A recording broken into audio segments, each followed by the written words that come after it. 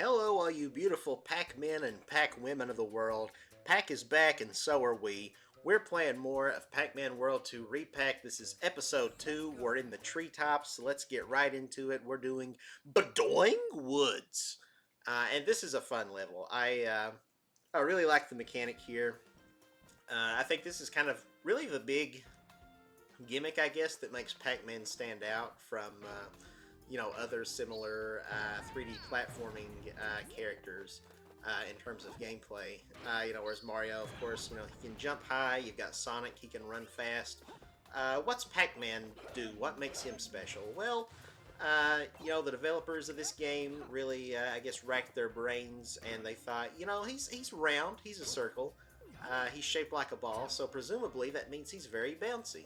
So, you've got this level here that's got all these trampolines where you can do these really sick bounces. It just looks really nice when you got that aerial camera view.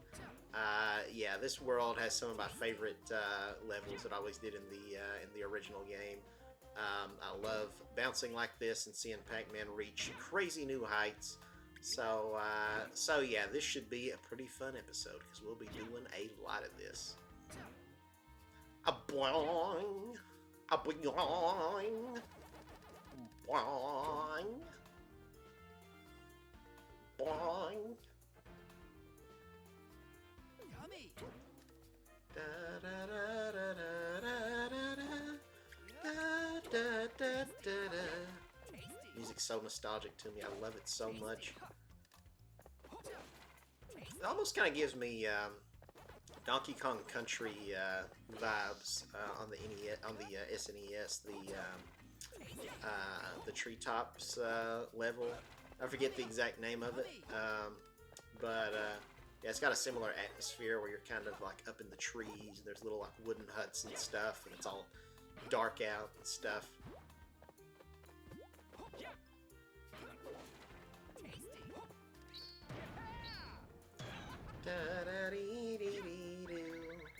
This game kind of does the thing that Super Mario World does, where all the music in every level is pretty much a remixed variation of the main theme. But the remixes are all so good that I don't think it really ever gets grating. I'm listening to the same song again and again and again. They do enough to make it different every time that it still feels unique and iconic in its own way. Let's open up this chest here. I don't think I really talked about that last episode, but it's pretty self-explanatory. You've got these chests that will require you to have a certain number of fruits of a certain kind before you can open them. In that case, we needed to have 3 apples, which we did, so we were able to open it and get a Galaxian, which unlocks another 2D level. I don't know why I am adding inflections to my sentence like this, but I am. Oh well. Now I got another one of these trails of dots. So let's get it.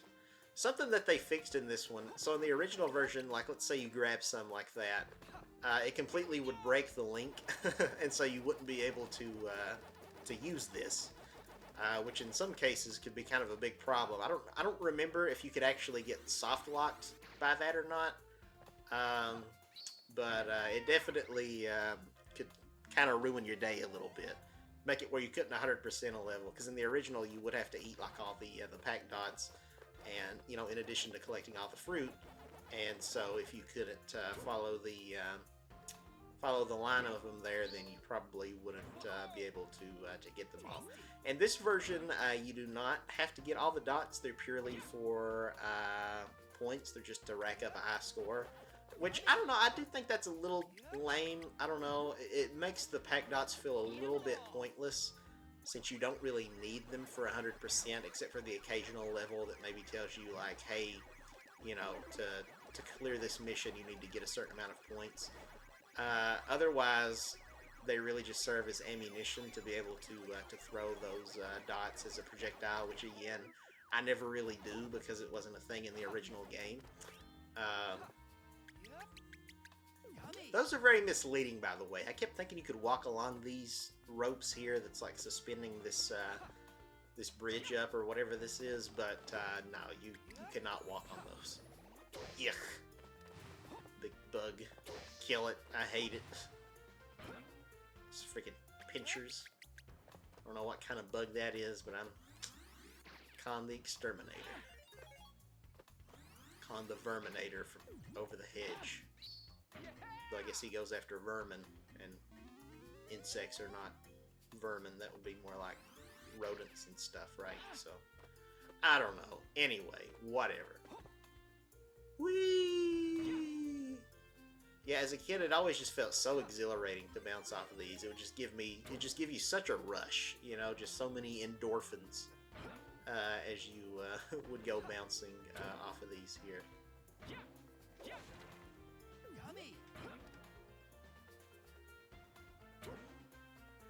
But yeah, in terms of the level-to-level game design, it feels very faithful to the original. They made some tweaks here and there, like incorporating the new moves and stuff.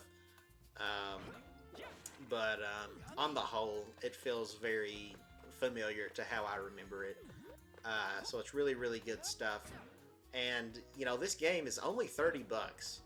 So that's honestly kind of a steal for what is, in my opinion, one of the better 3D platformers out there. And again, it's fully remade, you know, all redone visuals and music and a bunch of additional post-game content. I don't know fully what all that entails because I've not gotten to it myself yet, obviously. But from what I've heard, it's pretty substantial. Apparently, I think the Lonely Goomba on Twitter said that apparently it, like, doubles the content of the game or something like that. I don't know. I don't know if that's true or not. Because he wasn't saying it as fact either. He was just saying, like, he heard that. So it's a very, like, he said, she said sort of thing. But potentially, yeah, I mean, like, I would have already paid a premium. Like, I would have, you know, I would have paid a full, like, you know, Switch 2 games are what, like $70 now? I would have paid like a full $70 for this, you know, one of my favorite childhood games remastered from the ground up. Are you kidding me? Yes, please. To me, that's more worth it than Mario Kart World was being $80 for a pretty lackluster game with a shallow amount of content. Sorry, I take every opportunity I can to crap on Mario Kart World. If you love that game, hats off, more power to you. But to me, I thought it was very underwhelming and not worth the price. But this $30, I mean, you can't go wrong. Nintendo's literally, they're re-releasing Mario Galaxy 1 and 2 on the Switch here in just a few days, and I am excited. Don't get me wrong. To pick up Galaxy 2. Galaxy 1 I'm not going to get because it's already available in the 3D All-Stars collection, which I have. And have already, you know, played it on the channel. But this is the first time that you'll be able to own Galaxy 2 on the Switch. So I'm excited for that. But it's just a port of the original game, more or less, with like a few modern trappings. Of course, you know, you can play it on the go and everything now on the Switch. And it's going to support, you know, 4K resolution, I believe, on Switch 2. But on the whole, it's the same game. They might have, I guess, updated the pointer controls to work with gyro, but still probably not going to feel as one-to-one as on the Wii. But essentially, it's the same Wii game, you know. They might have redone a few textures here and there, but it's all the same character models, you know. It's still very much a Wii game, and they're charging $40 for that. So $10 more than this for what's more or less a bare-bones port. So, yeah, I don't think you can go wrong dropping $30 on this game. I'm not a sponsor. I'm not paid to say that. Namco, I would love to be, though. Please sponsor me, Namco. But yeah, it's I think it's a great value proposition. So do yourself a favor and get it. All right, let's do the next one here. Treewood Forest. Heard like a bang on the window or something. I don't know if you could hear that on the mic, but it was kind of weird. Anyway, all right.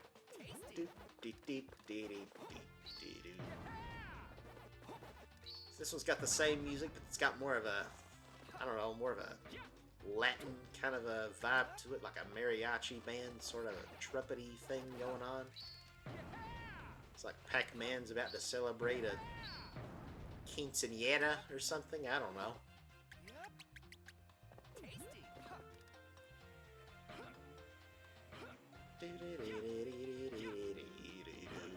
And And I like how the lighting changes on each of these forest levels. It kind of progressively gets a little bit darker.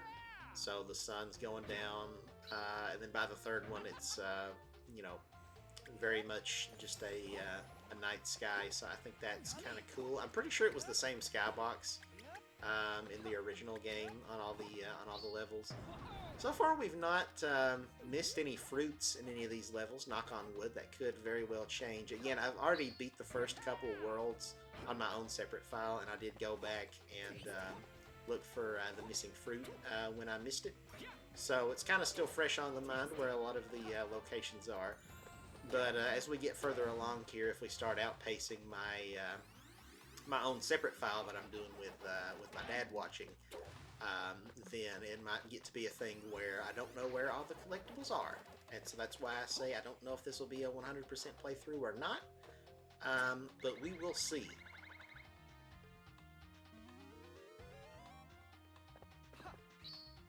Boing. Yeah, again, this game is just so nostalgic to me. I love it. All these saw blades here. Hacking through the trees just brings back such fond memories. Yeah, I adore this game. I can't remember if I said it in the last episode or not, but it's in like my top 20 favorite games of all time, I would say. You know, it's right up there with like, you know, I don't know which I like better, this game and the original Spyro the Dragon, the first one. That's my favorite Spyro. And SpongeBob Battle for Bikini Bottom. Those three games are also evocative of just a very specific time in my life. Just very, extremely fond memories attached to all those. And then, of course, like Crash Bandicoot. Crash Bandicoot, I would say I like better than any of those games. Same with like Mario 64 and some other ones. But still, though, Spyro, Pac-Man World 2, SpongeBob Battle for Bikini Bottom, those games still, even if they're not necessarily like my number one favorite game of all time, they're still very high up the echelon, or whatever. Is that the word, echelon? Am I using that in the correct context? I don't know. They're good games, is what I'm trying to say. Alright, let's grab this power pellet here. Fun fact, Shigeru Miyamoto, the creator of Mario, as well as Zelda, Star Fox, F-Zero, Pikmin, a lot of Nintendo franchises, is a big Pac-Man fan himself, and he actually made a Pac-Man game back on the GameCube called Pac-Man Versus, which you can actually play on the Switch. It's available in the Namco Museum collection on the eShop. You can download it. And the way it worked originally is it was a multiplayer competitive game. It was like an isometric multiplayer game where one person would play as Pac-Man on the TV, navigating a maze, and all the other players would play. There was like this peripheral you could get for your GameCube that would allow you to link up with Game Boy Advances. There was like, you could plug in like the Game Boy Link cable, I think it was called. And yeah, so all the other players would play on their own separate screens on the Game Boy, and they would be the Pac-Man ghosts, all trying to eat the other player. And yeah, it's kind of expensive because you have to have literally like 4 Game Boy Advances and an adapter to fully experience it with, you know, all 5 players that you can have at once. But it's a lot easier nowadays if you have the Switch. So one person has to own the game, but everybody else can download like a free version. So if they have their own Nintendo Switch, then they can play wirelessly on that. You can link them together to almost sort of kind of like replicating DS download play back on the DS. So yeah, that was a game that was made by Miyamoto, and it even has Charles Martinet's voice as Mario commentating, and he'll say things like, "Watch out, Pac-Man ate the powder pellet." So it's really cool. And that game, Pac-Man Versus, actually came bundled with this game here, Pac-Man World 2, back on the GameCube. So it was kind of like a 2-in-1 offer, so that was really neat. And it was kind of a precursor to what Nintendo would do probably around 10 or so years later with Nintendo Land on the Wii U, where they would really even more dive into the concept of asymmetrical multiplayer with mini games like Mario Chase and Luigi's Ghost Mansion and Metroid Blast, I think was the name of one of them, which was a lot of fun. And I really hope that somehow, some way in the Switch 2 era, that Nintendo is able to bring back those Nintendo Land attractions, because those mini games were so fun. But so few people got to actually experience it because it was stuck on the Wii U, which was kind of a failure of a system.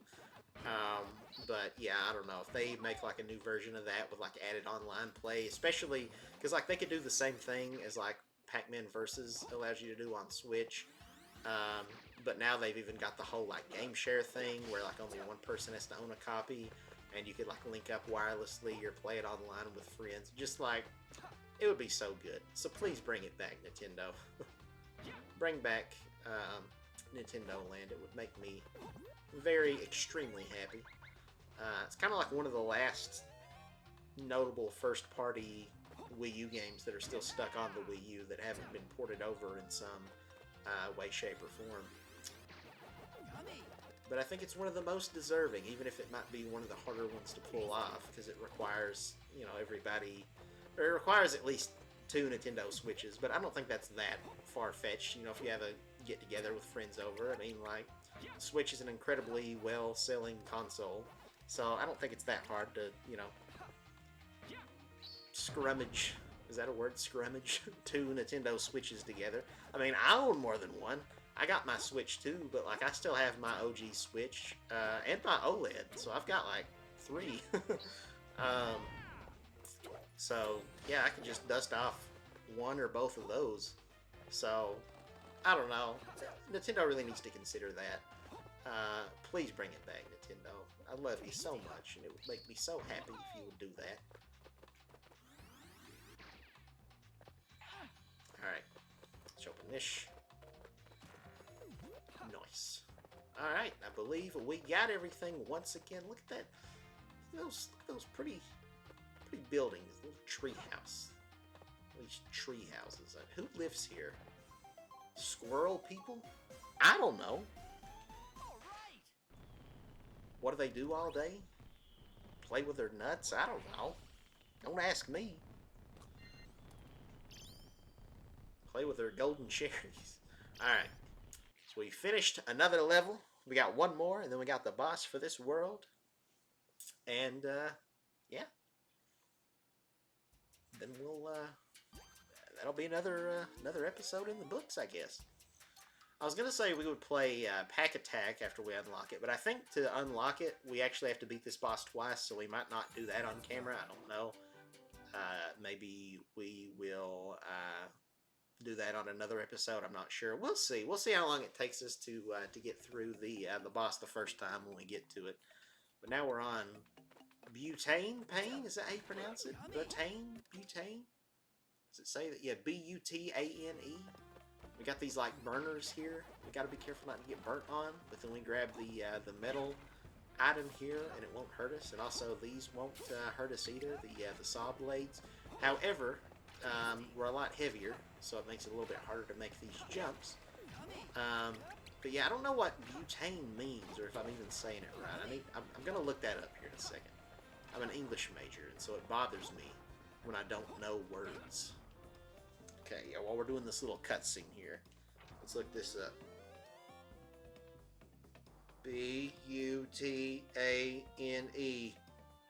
A colorless gas with an odor of natural gas. Used in aerosol propellants as fuel sources and making chemicals for the solvents, rubber, and plastics industries. Butane is also found in liquefied petroleum gas, or LPG, and natural gas. Okay, how do I pronounce it?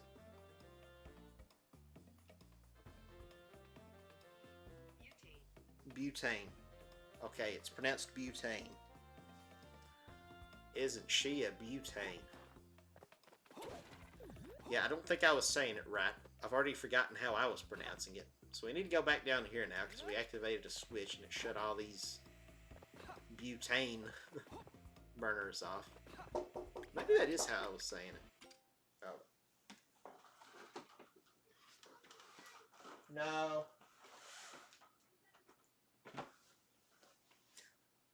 Neighbor kid banging on the window, asking if my nephew Cooper was going to be here. Anyway.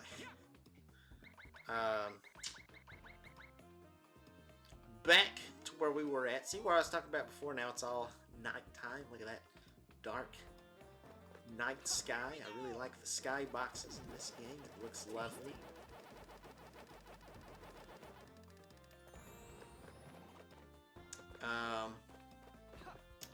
Alright. Let's see. The neighbor kid distracted me.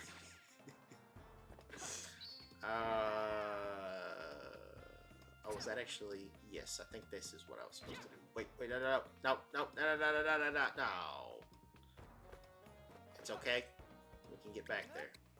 Alright, let's try that again. Don't bounce on that third one, though. Gotta remember that. Boing. Boing. Alright. Drop down, get that. Open dish, because we got all the apples. I have a pen. I have apple. Apple pen. Long pen. Apple pineapple. Pineapple apple pen. Oh, I love that. I don't like that video is almost as old as like Gangnam Style, but like I don't know. I still find that really funny. Anyway, let's keep on going here. That's just my broken sense of humor, I guess. I don't know. I feel like it's not that bad though compared to a lot of millennial Gen Z brain rot on social media these days. Whee! Bouncy, bouncy, no, I didn't actually want to go up here. Bouncy! Boing! Boing! Boing! Boing! Boing! Boing! This takes us to a bunch of secret one-ups. Look at all these bad boys. Nice. 42. Therein lies the secret of the universe. Hitchhiker's Guide to the Galaxy reference. I checked that out in high school, and boy, was that a trip. It was like my freshman year, maybe sophomore year English class. We all had to check a novel out of the library and write a summary of every chapter, basically. And I picked Hitchhiker's Guide to the Galaxy, mostly because it was one of the thinner ones. Yeah, it was completely nonsensical, and I was really worried I was going to get a bad grade, because I was like, man, this teacher's going to think I'm just like bullcrapping these chapter summaries, because this book, it's so nonsensical. The Secret of the Universe was 42. They had like a computer that was programmed to find out the meaning of the universe, and it took it like, I don't know, like 1,000 years or something. It took it like a very long time for it to process that information, and then the answer ended up being 42, whatever that's supposed to mean. So that was really underwhelming for everybody.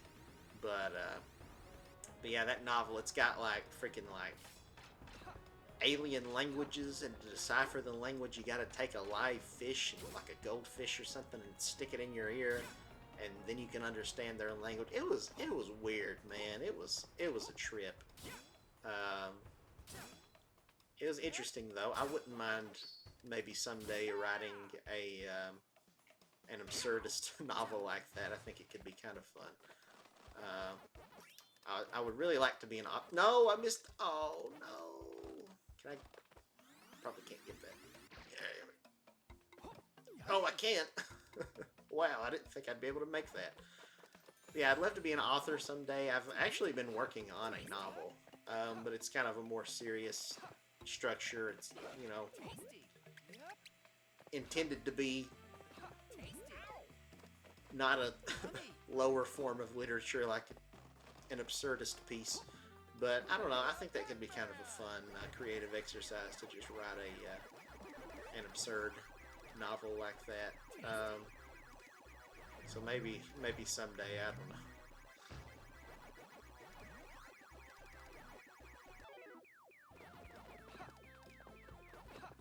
I really don't remember a lot of the details of that novel though. I remember there was something to do with rats. You know how people do like experiments on like lab rats and stuff. It turns out that like rats were like, I think the supreme or like ultimate life forms or whatever, and they were like secretly running tests on humans behind the scenes or something like that. But yeah, I don't really remember a whole lot of it. Whee!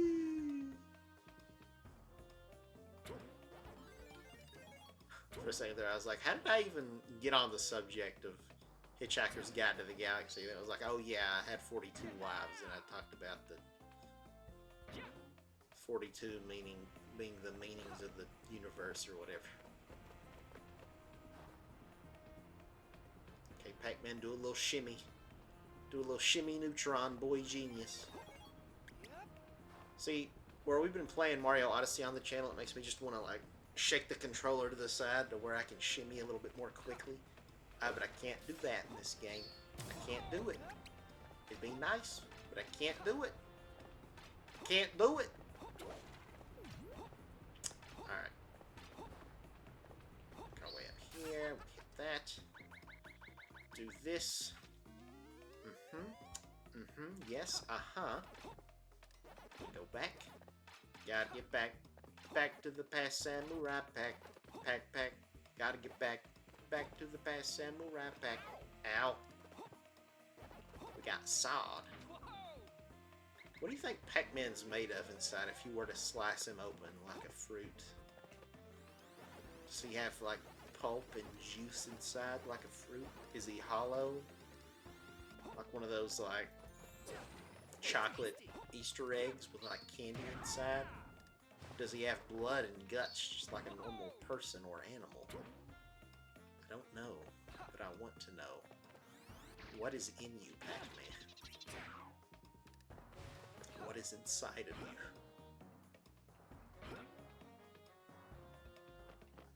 you? Also, follow-up question, can it be me? Not in like a gay way or anything, but, you know. Alright. Anyway, I don't know, man. I don't know what this commentary is. Sometimes on this channel, we just say things and live to regret them, you know? Got these bats. Speaking of bats, Ukulele, the remake, Yuka Replay-ly, comes out in just a few days. Probably going to do a playthrough of that on the channel as well when we have the time. It's going to be hard because I'm going to have to squeeze that in when, like, that game will probably already be out. Maybe, I don't know, by the time we finish this series. But then for sure by then, Galaxy 2 will be out on Switch. Oh god. Well, there's our first death. I don't know what happened there. I somehow misjudged my my height there and thought I grabbed the thing, but I think we spawned like right at it. So no harm, no foul. Miss foul. Ah, Jimmy. Sheen, this is the 5th week in a row you brought Ultra Lord to class. Anyway, what are we talking about here?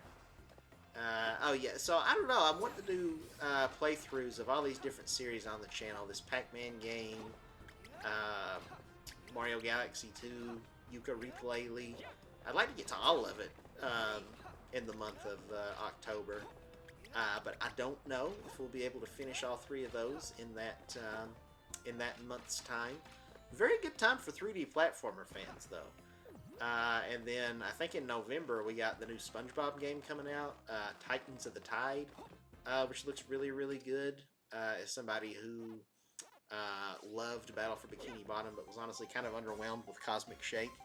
I think that'll probably be a good one. I don't necessarily plan on playing it on the channel. I might do one of those things where I do like a 1 hour first look with no commentary, where it's just the gameplay and not me talking over it or anything. But I don't think I'll do like a full playthrough of it on the channel or anything. I'll just play that game in my own time. But still, the point still stands, though. A lot of great 3D platformers that have been coming out, man. I'm so here for it. This is a very exciting fall for just games in general.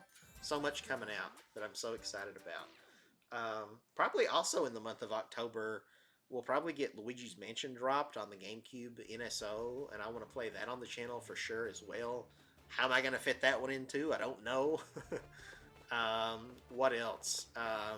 Sonic Racing Cross Worlds just came out. Give the fruit back and I'll let you off We'll the probably hook. No do some questions live streams playing that game online, like we did with the test demo or whatever. I don't know when, but you know you can probably expect that at some point. Too bad for you, but your journey ends here. Cause your Johnny ends here. I don't know why he's got sort of a New Yorker voice. Spooky asked me to take care of you, so you know what? That means you're gonna be sleeping with the fishes, Pac-Man. Forget about it. I'm walking here. His being airborne leaves me pretty flat-footed. I don't appreciate Pac-Man's crappy puns. Owl Mecha. So yeah, this is the first boss that's a pretty radical departure from the original. So in the original, this boss fight, as well as the next two, so Blinky, Pinky, and Inky, were all their boss fights were in this giant ghost-shaped mech. I pressed the attack. There we go. I don't know why he didn't attack. So it was. Yeah, they all attacked. Yeah, I'm trying to explain it, but I'm struggling to get my words together. This boss fight's actually kind of tough too. This reimagined one here, so it kind of takes a little bit of concentration, which also makes it harder to talk. Particularly once we get into the second phase, when he turns all golden and stuff. I actually died my first time fighting it. Almost died a second time. Took me a decent while to get through it, but anyway. So originally, the way this boss fight would work is, and that's where I don't know if there was just time, like development time constraints or what that kept them from maybe this is how the other bosses would have been in the original game if they had more time, where they all would have been animal mechs like this. Because it was always kind of weird in retrospect that only the Orange Ghost in World 1 that we fought was a big mechanical animal. He was a big frog. And the other three were just mechanical ghosts. They weren't animals. So for this one, to make it more consistent, all the other ghosts get their own unique animal boss fight. So we've got this one being an owl. Then World 3, Pinky, we fight her in a big polar bear mech suit.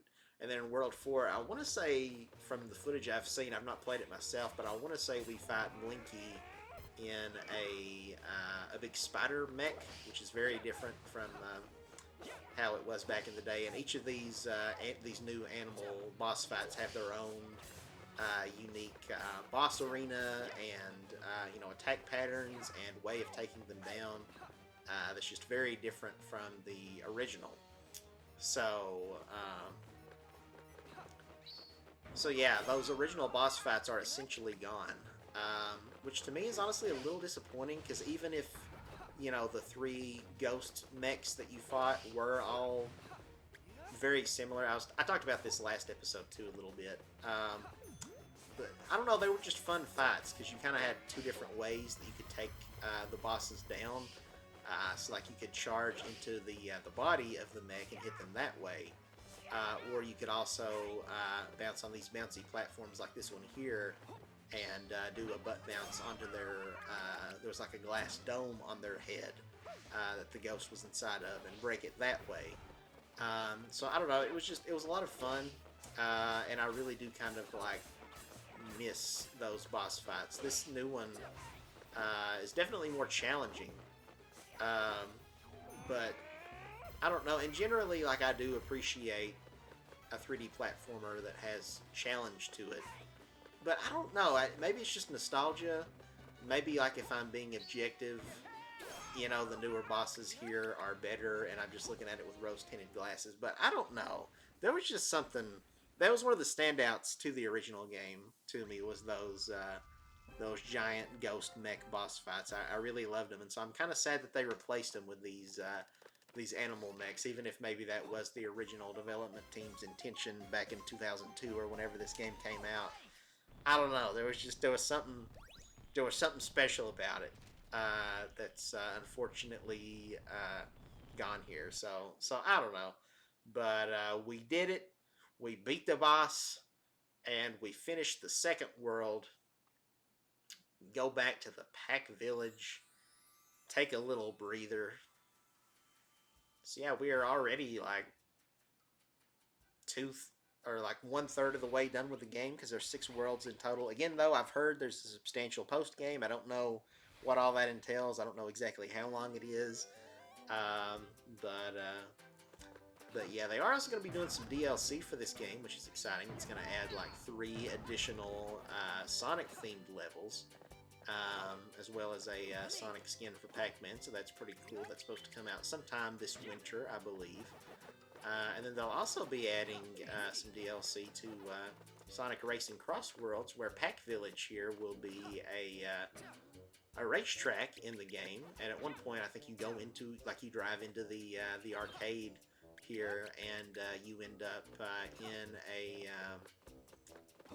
like a retro Pac-Man maze level that you're racing through, which I think looks really cool. And of course, you'll be able to play as Pac-Man as well as the 4 different colored ghosts as racers.